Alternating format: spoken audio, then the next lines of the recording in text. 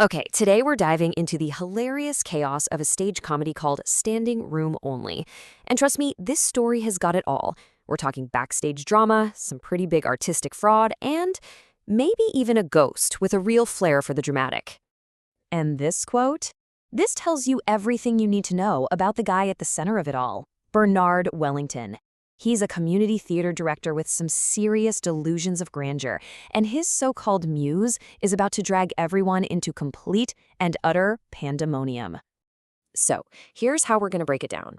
We'll start with the big theatrical lie that kicks everything off. Then we'll get into the backstage mayhem, a ghostly little intervention, and finally, how they find an unexpected shot at redemption on opening night. All right, so our story kicks off at the Thornfield Community Playhouse. Now, this place has a ton of history, but as you can probably tell, it's literally falling apart. And inside, a wildly ambitious plan is about to make things, well, even more unstable. See, this isn't just any old play. The director, Bernard Wellington, has announced he's found a lost work by Shakespeare himself. For a tiny theater like this is a massive deal. It's the kind of thing that could either put them on the map or, completely tear them apart. But here's the catch, and it's a big one. Love's Labyrinthine Loss is a total fake. Bernard wrote the whole thing himself. He got his old college roommate to authenticate it, and he even stained the pages with Earl Grey tea to make them look old. The entire production is built on a lie. So when your whole show is built on a foundation of lies, it's really no surprise that the production itself becomes a total magnet for chaos. The real drama wasn't in the script, that's for sure. It was all happening right behind the curtain. Oh yeah, this company is basically a powder keg of dysfunction. You've got Bernard, the great pretender. His wife, Eleanor, is the lead actress, and she's in this bitter rivalry with the understudy, Olivia, who also just so happens to be Bernard's ex-girlfriend. Yikes. On top of that, you've got a nervous stage manager hiding a failed safety inspection, a costume designer stealing from the budget, and a mayor who just wants some good PR. It's a recipe for disaster. And if all that personal drama wasn't enough, the theater itself is an actual death trap. The building is crumbling, the wiring's a fire hazard, props are literally falling from the ceiling. The stage for their masterpiece is just about to collapse around them. And things just escalate so fast. Just 3 days before opening, the theater officially fails its safety inspection. The report is terrifying. A day later, all the secrets, the affairs, the embezzlement, they all come spilling out. By opening night, it's not a question of if something will go wrong, but what's going to collapse first, the set, the cast, or Bernard's big lie. You'd think it couldn't possibly get any worse, right? Well, that's when the story takes a supernatural turn. Turns out the theater has one last resident, and he is not a fan of this production. So, let me introduce you to Edgar Blackwood. He was this celebrated actor who actually died on this very stage back in the 19th century, and his ghost is still hanging around. He's a purist, a real guardian of theatrical integrity, and he is deeply, deeply offended by Bernard's fake Shakespeare.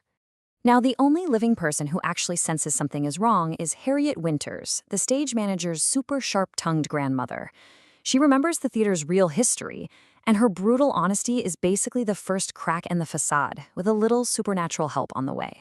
And right when all the arguments are hitting their peak, when every lie is being exposed, Edgar's ghost decides it's time to make his move. The fraudulent, tea-stained manuscript just spontaneously combusts. In one fiery moment, the symbol of their entire deception goes up in smoke. And just like that, they have no play. Then, right in the middle of all that chaos, a total bombshell drops. Olivia, the bitter ex-girlfriend and understudy, she discovers she's the great-granddaughter of the ghost himself, Edgar Blackwood, which means the theater, by right, actually belongs to her. This reveal changes literally everything.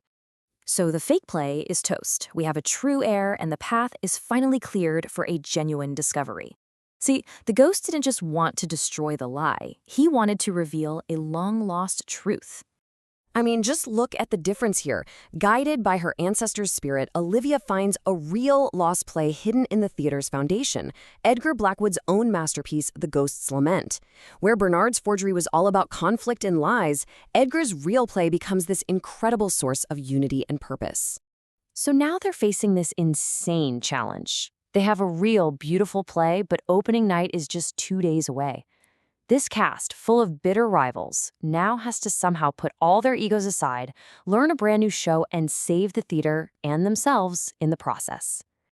And all of this leads to the grand finale, a mad dash to opening night that ends up being a journey of redemption for every single person involved.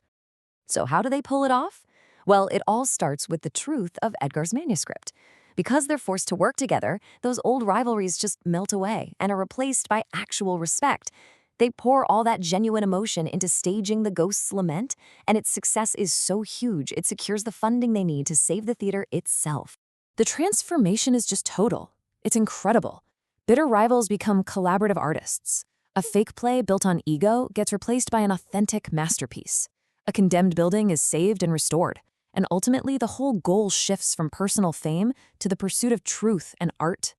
And there's actually a line from Edgar Blackwood's real play that just sums it all up perfectly.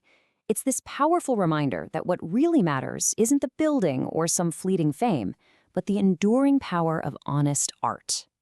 So the story of Standing Room Only kind of leaves us with this question. It seems to suggest that sometimes you have to burn everything down, the lies, the ego, the crumbling facade, to finally find the truth that was just waiting there all along.